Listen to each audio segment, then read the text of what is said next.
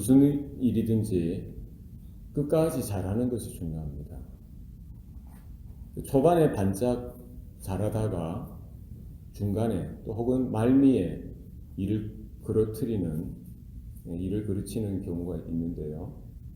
무슨 일이든지 어떤 분야든지 무엇입니까? 끝까지 잘하는 게 중요하죠. 그러니까 이게 사실은 잘한다고 해서 나 잘났다 이렇게 할 필요가 없는 거예요. 사람이 실력도 필요합니다. 능력도 필요합니다. 그러나 그것보다 더 중요한 게 인성이에요. 인격이죠. 됨됨이가 중요합니다. 사람들이 알아봐주고 사람들이 인정해줄 때 조심해야 되는 거예요. 내가 잘하는 것, 내가 할 수 있는 것, 그것도 중요하지만 이것을 잘 지혜롭게 참아내고 절제하고 또 내 안에 그런 좀 이런 인격이, 인품이, 인성이 함께 자라나고 성장해서 이 겸손함을 유지하고 온유함을 유지하고 늘 언제나 자신을 돌아봐서 이렇게 마지막까지 최선을 다해서 더 탁월하게 이렇게 마무리하는 것이 중요한 것입니다. 우리가 학교 들어갔다고 해서 만족할 게 아니죠. 학교 들어가고 나서가 더 중요한 겁니다. 우리 신앙의 삶도 그렇습니다. 예수 믿고 하나님의 자녀가 되었다. 이것으로 만족해서는 안 되는 것이죠.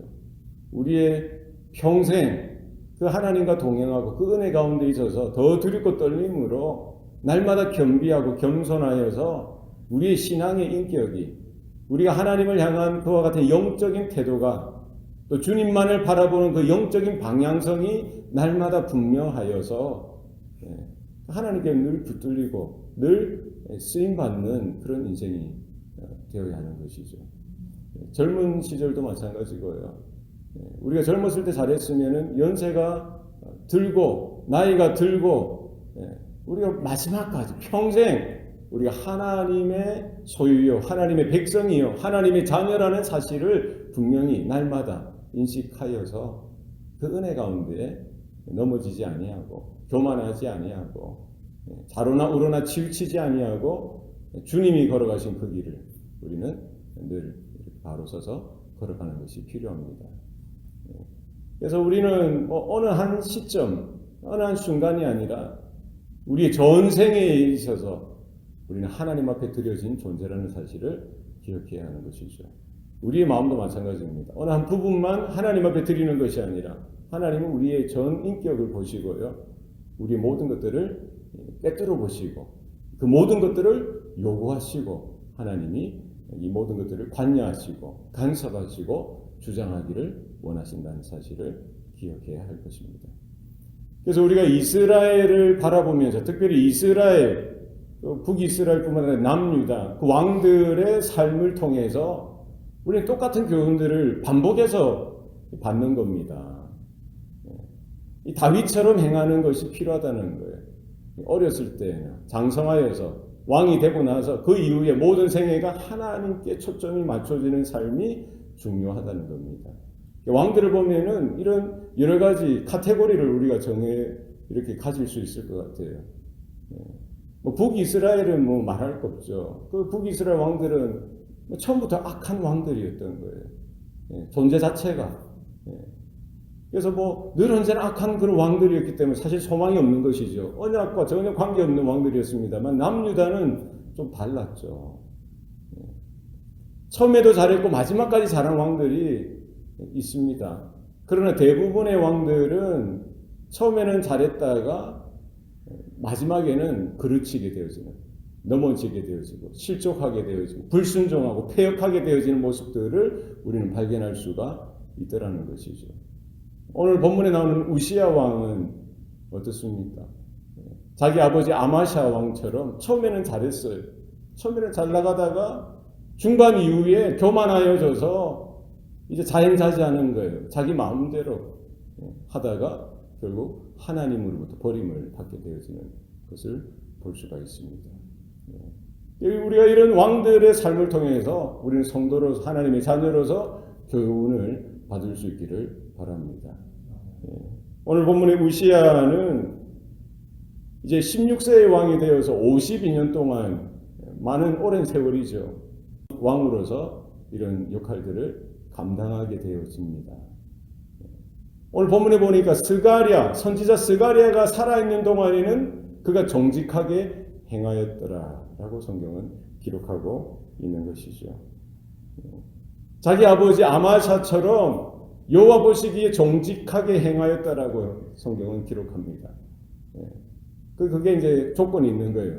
선지자 스가랴가 살아있는 동안, 스가랴가 사는 날에는 하나님을 찾았고 그가 여호와를 찾는 동안에는 하나님께서 우시야를 형통하게 하셨더라. 그거에 제한이 있는 거예요. 아마 이제 스가랴는 영적인 멘토였겠죠. 스가랴가 살아있는 동안에, 스가랴가 사는 동안에는 우시야가 바로 행했던 거예요. 정직하게 행했던 겁니다. 자기 아버지도 마찬가지죠. 젊은 시절에 처음에는 잘하다가 마지막에 잘 나가니까 하는 전쟁마다 잘 되고요. 에돔과의 전투에서도 이기고 승리하고 하니까 자기가 잘난 줄 알죠. 그러니까 하나님의 은혜와 하나님이 형통케 하시는 일인 줄 모르고요. 어떻게 합니까? 그 에돔에서 전쟁으로 이겨서 이제 가져온 전리품 중에 그 에돔 땅에 있는 신들이 있죠. 그게 좋아 보이니까 하나님도 섬기고 그 에돔 땅에서 취했던 그 우상들도 섬기는 거예요. 적반하장이죠. 하나님이 잘하도록 형통하도록 해주셨으면은 더 하나님을 신뢰하고 하나님만 믿고 하나님만 따라가는 삶을 살아가야 되는데 그 아버지는 어리석은 거죠. 우상을 오히려 섬기게 되어지는, 성공한 것이 오히려 자기의 걸림돌이 되어지는 것이죠.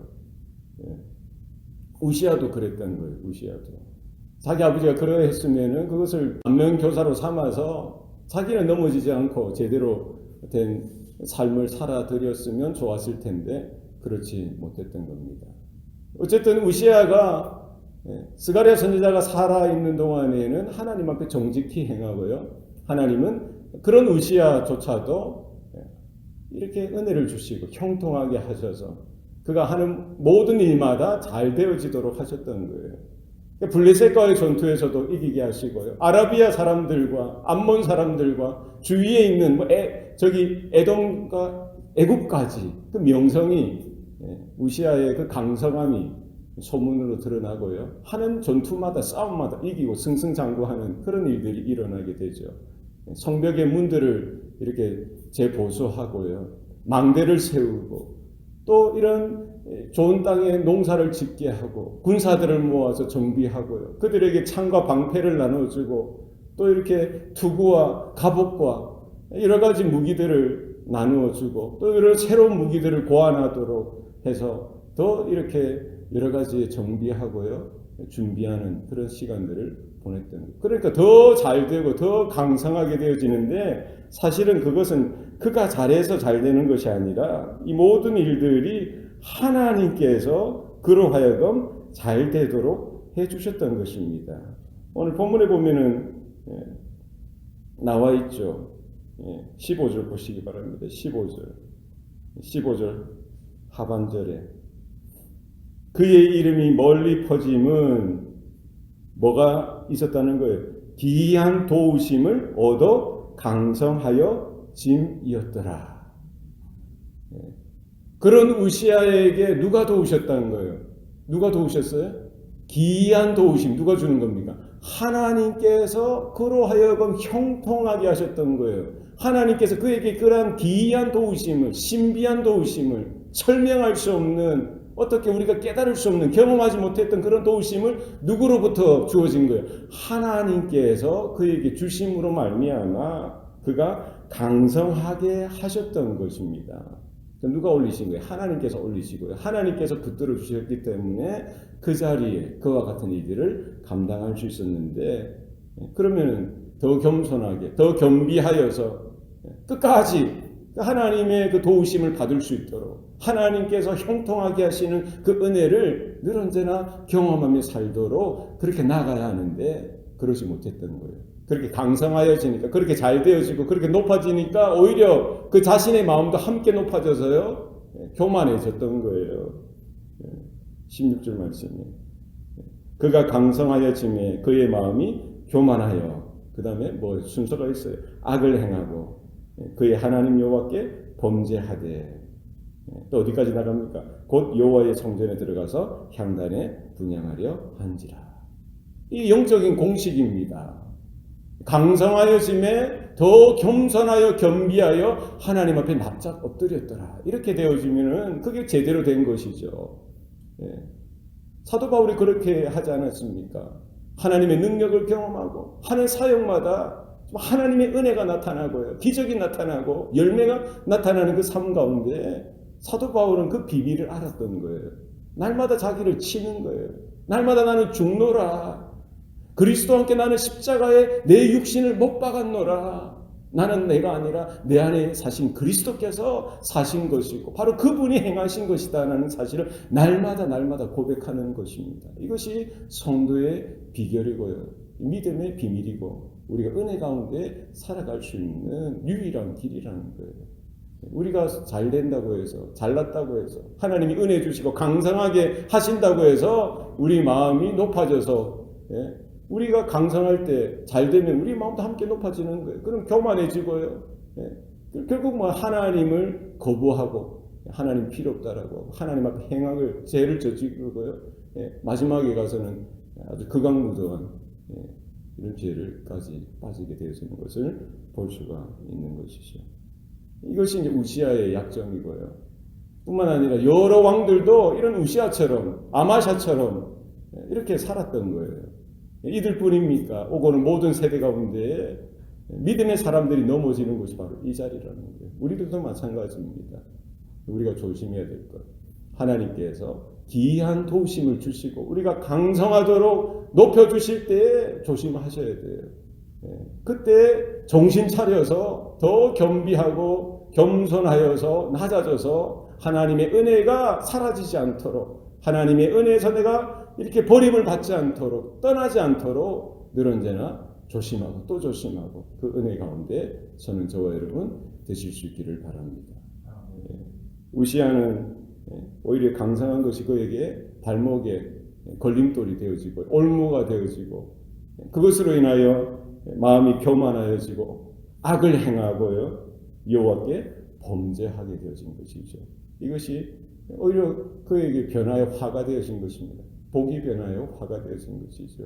믿음으로 하나님의 은혜를 제대로 받지 못하면은요, 하나님이 주신 그 좋은 것들, 그런 모든 진기한 신기한 이런 도우심도 오히려 변하여 화의 근거가 되어지는 것이죠. 조심해야 됩니다. 그가 한 것이 무엇입니까? 여호와의 성전에 들어가서 향단에 분향하려고 할 거예요.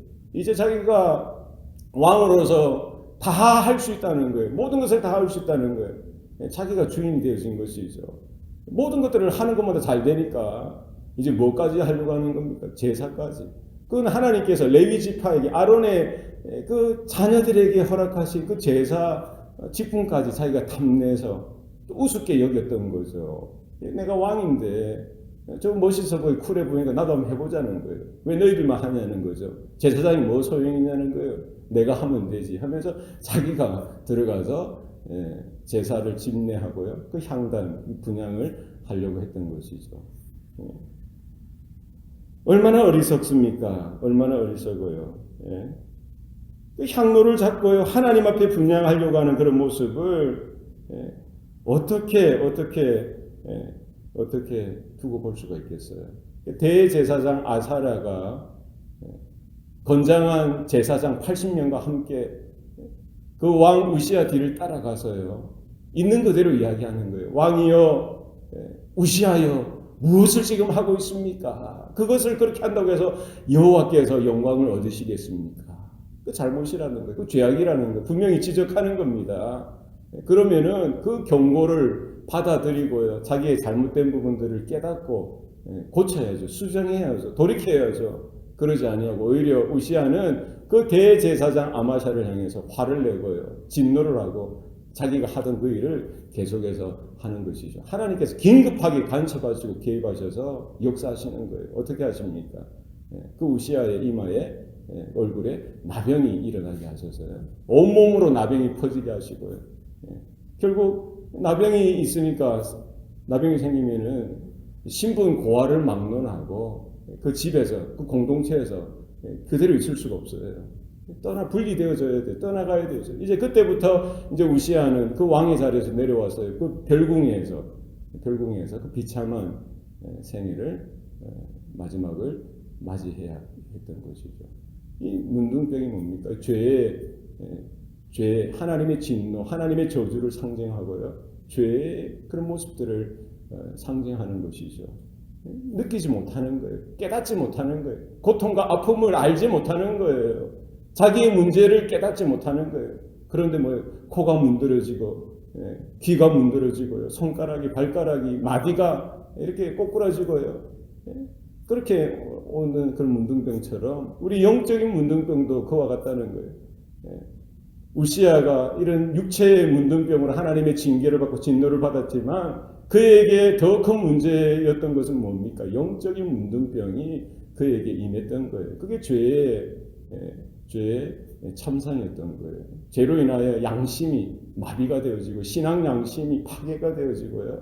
하나님 앞에서 한없이 교만해지게 되어지고요. 하나님의 은혜를 저버리게 되어지고 악을 행하고 하나님 앞에 죄악된 모습으로 서는 것이 아무렇지도 않게 여겨지는 것, 그것이 바로 이 영적인 문둥병 아니겠습니까? 자기의 영혼이 파괴되어지고요. 문드러지는데도 그것을 알지 못하는 거예요. 그 아픔을, 그 고통을, 그 괴로움을 알지 못하고서 끝까지 그 폐역의 길로, 죄악의 길로 달려가는 것. 그것이 영적인 문둥병, 영적인 이 죄악의 참상인 것을 우리는 기억해야 할 것입니다. 이 우시아의 이런 삶을 통해서 우리가 배우고 우리는 이와 같은 어리석음 가운데 빠져서는 안 된다는 거예요. 지금까지 하나님의 은혜로 살았으면 마지막 삶 하나님 앞에 서는 순간까지 그런 은혜로 살아드리는 저와 여러분 되시기를 바랍니다. 자고하지 아니하고 교만하지 아니하고 하나님 앞에 날마다 엎드리고 겸손하여서 내 육신을 치고 복종시켜서 그리스도의 십자가 아래 늘 언제나 복종시키며 그 은혜를 놓지 아니하고 하나님의 풍성하신 은혜 가운데 살아가는 저와 여러분의 삶이 되시기를 축원합니다. 기도하시겠습니다. 살아계신 아버지 하나님, 오늘도 우리에게 복을 주시니 감사합니다. 오늘 하루도 내 능력으로 내 경험으로 살아가는 하루가 아니라 하나님의 도우심과 하나님의 은혜로 살아가는 하루가 되게 하여 주시옵소서. 기이한 도우심을 날마다 경험하는 우리 모든 성도들의 삶이 되게 하시되 하나님께서 형통하게 하시고 하나님께서 강성하게 하실 때에 마음도 같이 높아지지 않도록 도와주시고 늘 겸손하고 겸비하여서 사도 바울이 그러하였듯이 우리 주님이 그러하셨듯이 우리가 그와 같은 겸손하고 온유한 모습으로 설 수 있도록 우리의 마음을 주장하시옵소서. 우리의 삶을 간섭하여 주시옵소서. 모든 것 감사드리고 예수님 이름으로 기도합니다. 아멘.